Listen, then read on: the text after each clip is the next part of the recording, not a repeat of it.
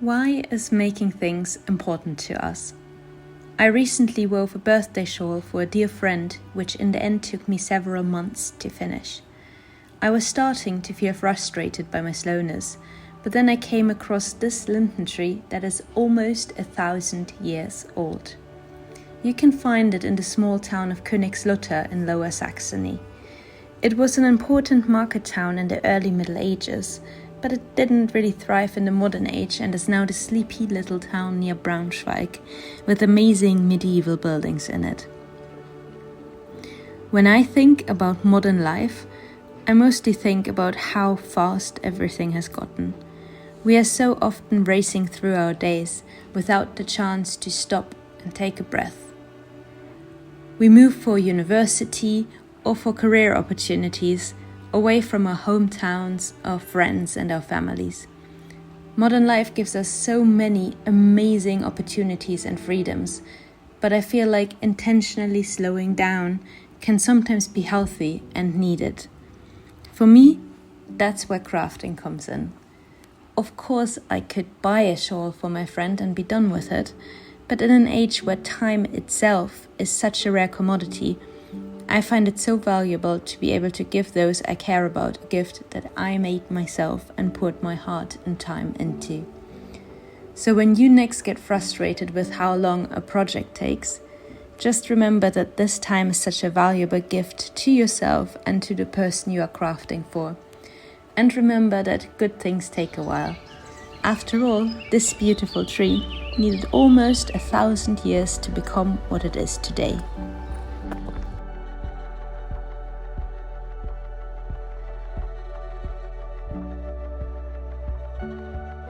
Hello and welcome back to Down the Forest Path, a seasonal knitting podcast. Now, the name and the title is Knitting Podcast, but today is going to mostly be about weaving, because I do have a finished woven object that I want to show you today, and that's going to be the bulk of this episode. But I also have a little bit of progress on a knitting project I'm working on currently, and I do have a finished beaded object I want to show you, but it's going to be, the bulk of it is going to be weaving today, and a little bit of knitting and a little bit of beading. If you just don't care about weaving at all, then you can skip our link, some timestamps below, but I hope you stay around because I really do think that weaving is kind of interesting for anyone who knits, because if you do have a little rigid heddle loom, it's so easy to use up little leftover bits of wool that you have from different projects in a really nice way. So for me, it was a super great thing to get my loom and to start weaving, and maybe this will inspire you to do the same thing. The finished object I have today is a shawl that I have woven for one of my very best friends, and it's a birthday shawl. It's a birthday gift for her. And before I start showing it here and going into depth about it, I have a few little video snippets, I believe, from when I made it, and I will put them in now so you can follow me along in making it a little bit, which has been a super long process because I just put it to the wayside for quite a bit because it was too hot to work on it.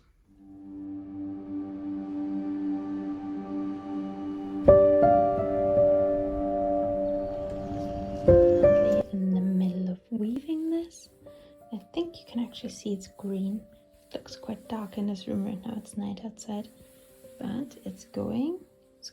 This is the beginning where you have the bit of that contrast colored wool to mark the start, and you pull these threads out later so they don't show up in the weaving at all. Yeah, I think it's looking nice so far.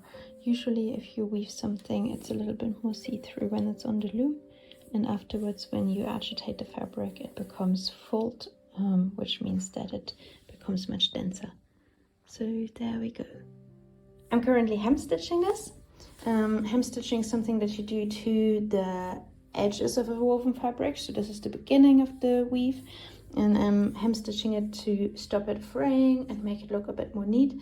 I'm doing this a little bit crudely for this scarf on purpose because I think it will fit the aesthetic of the scarf quite well. And I also have picked a thread that's not quite the thread of the woven fabric, so there's a little bit of contrast, just a tiny bit. But that's where we're at the moment. Little update, it's the hottest day of the year so far basically, and I've just gotten this off the loom. It's basically the perfect length. I'm quite happy with it. Let me see if I can put it on. There we go. So basically you can wrap it around, I think twice probably at least. Yeah, but I still need to agitate the weave, so I need to wash this in hot water and then walk it. I'm not super excited about doing this in this weather, but I'm itching to get this finished, so let's get going with that. So I'm just starting to embroider this now, and this is the start of a little mushroom. Let's hope that works out. I could use stabilizer with design already drawn on, and I might make things a little bit easier, but I often don't really like how it washes out, at least the one that I have, so I'm trying to freehand it, but not so sure about that decision. Okay, so change of plan. I really didn't like how the contrast of colors was looking with the mushroom. It just looked a bit kind of childish because the white was so vibrant and the green here is a bit more subdued.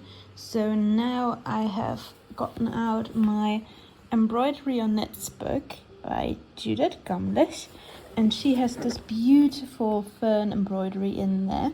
So I might attempt something similar in a kind of like lighter green. And we're going to see how that turns out. I'm curious about that. Okay, the fern is done.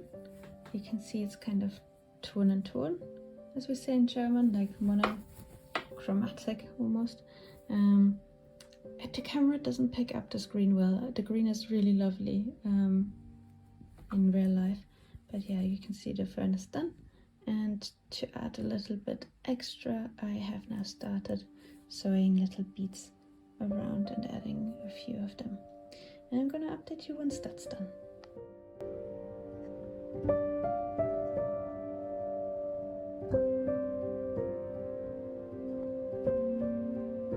Now, without further ado, let's have a look at the finished scarf, and it's here. So I noticed already when I was taking photos that unfortunately the camera doesn't pick up so well on this specific green, so it looks a bit grayish. I'm going to try to focus it on the wall behind me and make it use it as white, so it hopefully you get a bit of a better impression. Well, not super well actually, but you get the gist of it. So you can see this is quite a long scarf, and it is basically one green color with one stripe of a bit of a lighter color running through. It's long enough to nicely wrap round, and on the end it has a little embroidered fern that I also want to talk about a bit more. As you can also see, it has these beads that I embroidered the scarf with, and they kind of go through the whole thing. So we're starting here around the fern. We have lots and lots of little beads, and then we keep going, and in very irregular patches you will find little clusters of beads that blend in with the weaving and kind of make the scarf look a bit encrusted almost with beads. I really like this effect. This is a bead mixture of like beads that I've collected over the years, and they all kind of blend in with that green. So I think the first thing I should really talk about here is the yarn, because it's fabulous and it's my favorite weaving yarn, I have to say. This is Alice Starmore 2-ply, and this is a really nice woolly yarn that's not scratchy. It's one of the yarns I used most for weaving. Here I have another color, and I wanted to hold it closely to the camera so you can see that it has this kind of tweedy look where there's always flecks of other colors running through, so it gives this wonderful feeling of multidimensionality. Here as well, this is one of the greens I used in this scarf, and you can see it has little specks of red and blue in it. Also behind me, this whole basket is Alice Starmore as well. And what I've used here is the 2-ply yarn. It's sold in, I believe, in 50 gram hanks, and it comes in quite a lot of different colors. And what I really like about the Alice Starmore website is that she has it sorted in kind of color stories. So if you struggle a bit with finding good color combinations, then the way that the website is sorted makes it super easy to find yarns that match and that fit together. And I don't know, I think everyone who likes to knit in a bit more of a like rustic yarn knows Alice Starmore. Everyone knows Alice Starmore's patterns.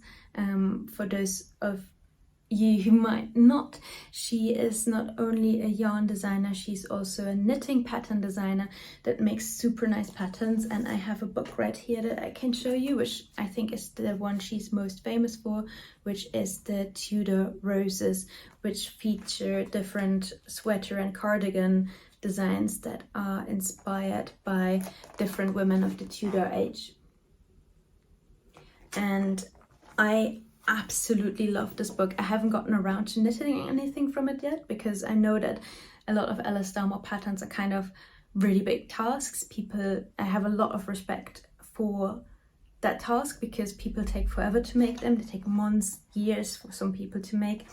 I do want to make some, especially this one, the Elizabeth of York vest. I think it's so pretty. This book was a present from one of my brothers, and I think it's brilliant. I'm really happy that I got this. I keep looking at the different designs in it and thinking like, oh, maybe I'll do this one or that one or the other. I just know it will take quite a long time to do. I also really like the color work motifs that are in there. There are quite a lot of like rose inspired motifs, obviously, which makes sense because it's named Tudor Roses. So yes, Alice Starmore is known for quality work, and that's true for the patterns and for the yarn. And the yarn weaves up super nicely. I wove this on an Ashford Rigid Heddle Loom, and with 30 ends per 10 centimeter heddle. As you can see, it makes this really nice fabric that's very kind of tweed-like. I know it's not technically tweed, but it does have a similar cozy feel to it. And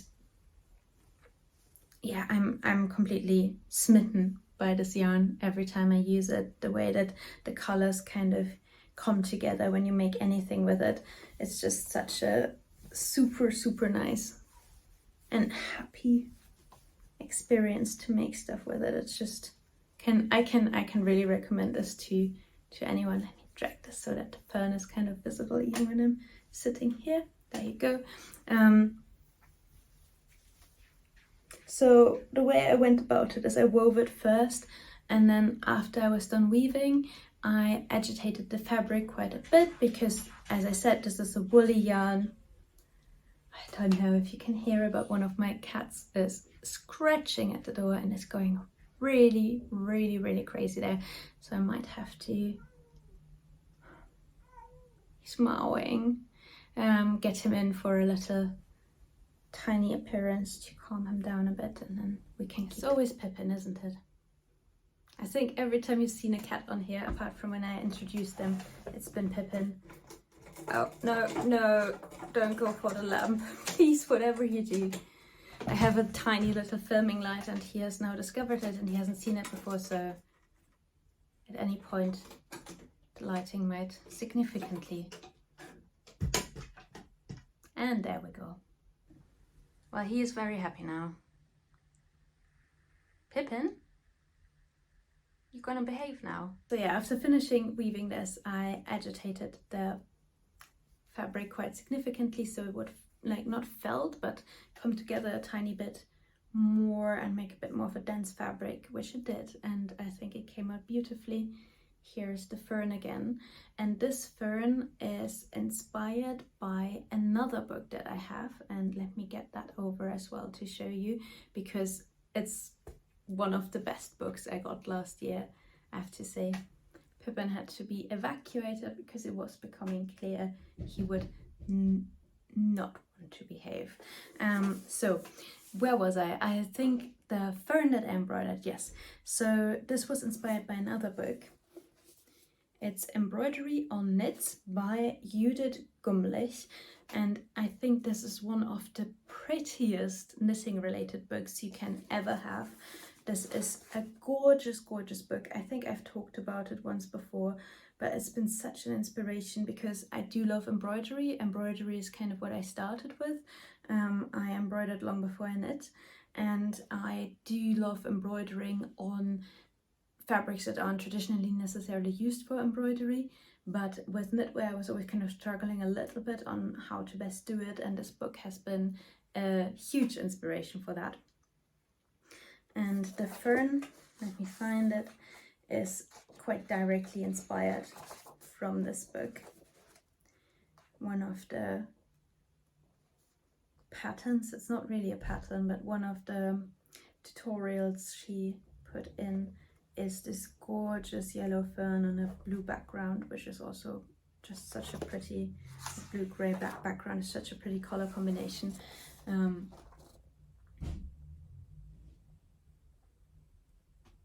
And my fern is basically directly lifted from there.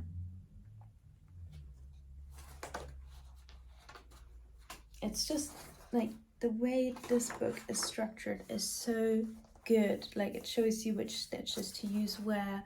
It gives quite clear instructions, and it has like ideas for how to best use it.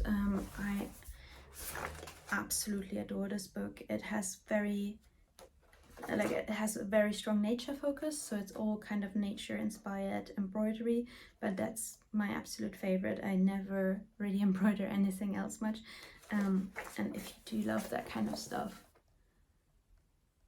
this is the book to get. And I'm still super happy I got it for my birthday, I think. Like between these two, the price for the most beautiful knitting book goes I don't know where, but if you're looking for a super nice knitting book, then I can recommend these without any restrictions. So yeah, that's where the fern came from. I originally wanted to embroider mushrooms on this shawl because my friend likes to hunt for mushrooms in autumn, but I thought, like, I started and it just didn't look like professional enough, because I also wanted her to be able to wear it to work, and I think these beads make it kind of look a bit like dew, which is also super nice because it looks like this shawl has just been sparkled with some dewdrops or rain, and I am very, very happy with how this came out, and I hope she will like it too.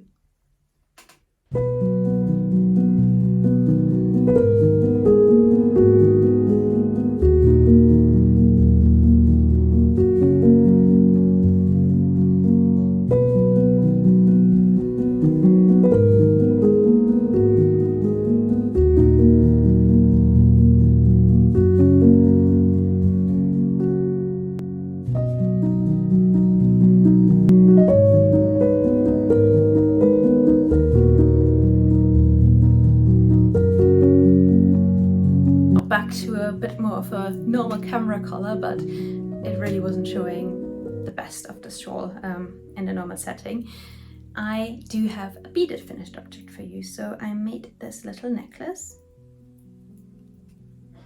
from a pattern, and I am very happy with it. I think it's super cute. I used different beads than were listed in the patterns. I used these check glass beads, and it made this kind of a little bit like in Germany we would say collier. I think it's also the same in English, inspired thing. So it's not very long, which I like because I like short necklaces a lot, because I am myself extremely short, and so with long necklaces I look a little bit like I'm wearing my mom's clothes, but to be honest, my mom's even shorter, so well, let me try and close this. Like I said it in another episode as well, but like closing and opening these necklaces on camera is the bane of my existence. You just never look coordinated in the slightest. Maybe I can time-lapse this I will be able to close it at some point.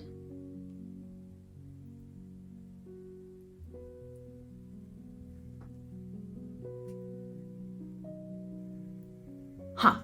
Perfect. So here is my little beaded collar, collier, and I have been thoroughly bitten by the beading bug the last few weeks. I have to say I've been beading quite a lot, and with mostly kind of good success. I used to bead a lot when I was younger. I started when I was a child and then kind of stopped a little bit because there's only so many beaded necklaces you can wear. But then my sister visited me recently and we had so much fun beading that it kind of inspired a renaissance of beading a bit.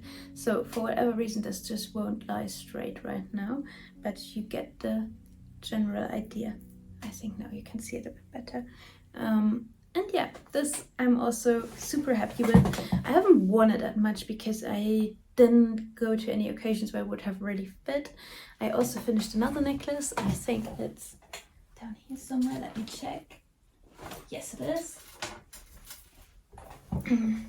And it has these same kind of beads in it. These are glass, which I like because it's not quite as expensive as pearl, but it is not like plasticky, which I really dislike. So this is a bit of a kind of like 90s vibe we have going here.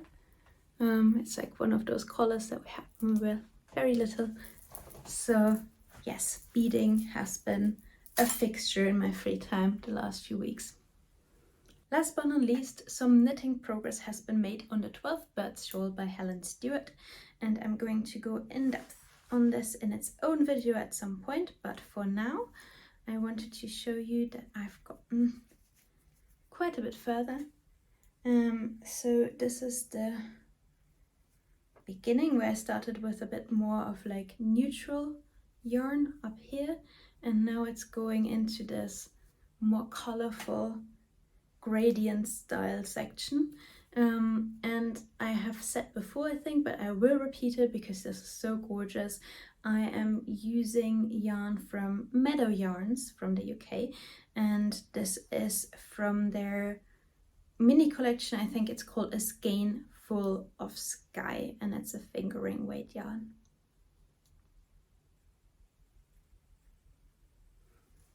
So yeah, that is basically all the content I have for you today. I hope you enjoyed it. I hope you also liked a little bit of a weaving excursion.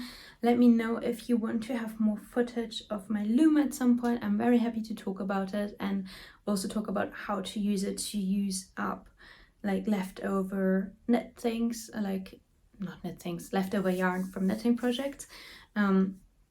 I have to be honest, I originally got it to use leftover yarn, but then I started buying yarn specifically for weaving, and I've heard that's how it kind of always goes, but still it's a super good stash buster for those little bits and bobs you might have lying around. And I think they've gone up in price quite significantly over the last few years, which is a shame, but they used to be quite affordable and a good way to use up those parts of your stash. So yeah, I'll see you very soon, and I hope you're enjoying the summer, and take care and goodbye. Also, if you did like this video, then please don't forget to give it a thumbs up and subscribe, because it really helps out with the visibility of this channel and it's quite motivating. Thank you so much and take care. Bye.